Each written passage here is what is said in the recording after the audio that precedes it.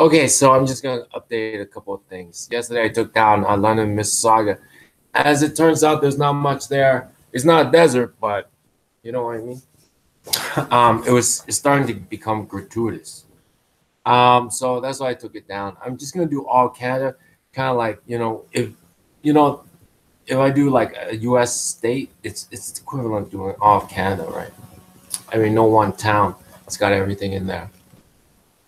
Okay, so per the topic of today's video diary, Canada's going to be okay, but not huge. How can I say that? Because for the last 40, 50 years, the GDP growth of Canada has been no greater than 2%. It's hovered around, it's around 1% every year. And so I really don't appreciate all this hype, investing in crazy stuff like Uber that disrupts the cab industry, or handing Netflix $500 million for stuff that I don't think is more than just like TV stuff. I mean, it's just a lot of hype. When you think of GDP growth, and not to mention like Asia or anything like that, but in the United States, they've had growth rates of like up to 6%, but then they've had dips of like negative 10% because of the maybe a recession, financial crisis. But it's the United States that has had GDP growth above 2%, as high as 6%, and they have huge roller coasters and sometimes huge troughs. But in Canada, it's always been around 2%, 1%, and then the most it'll dip is -2%, and it'll go back to 1%.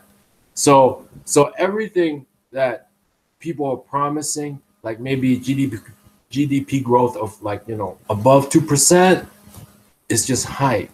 Okay, so I don't know where Canada gets it from, but there's a lot of aspects of the Canadian economy the average person aren't aware of because we're just so busy focused on our own jobs and our own industry. You know what I mean? But did you know Canada is like one of the world's top manufacturer of firearms? For all the discussion that we hear in the United States about gun control, Canada is one of the world's biggest exporters of firearms.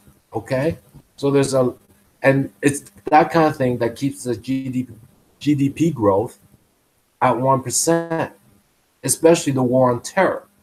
For all our pacifism, our socialism, and our environmentalism, right? We still insist on like fossil fuel being the future of sustainability.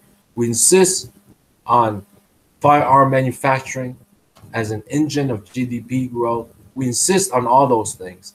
And yet, on the other end, out of our ass, we want peace, we want clean environment. You know what I mean? Our ass and our arms and head aren't connected. All right?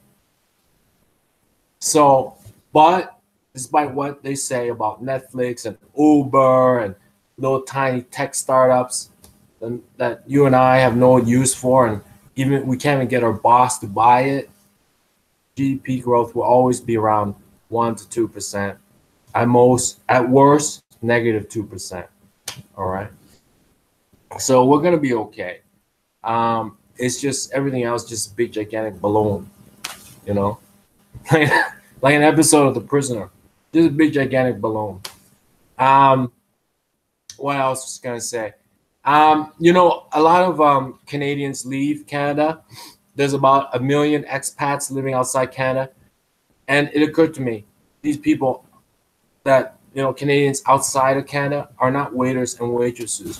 If you're gonna leave Canada, be one of the 1 million that leave Canada, they're not really waiters and waitresses. And you say, well, it's only 1 million out of 30 million. But think about this: in like I think Nova Scotia, they're short like 50 doctors. Entire province, they're short about 50 doctors.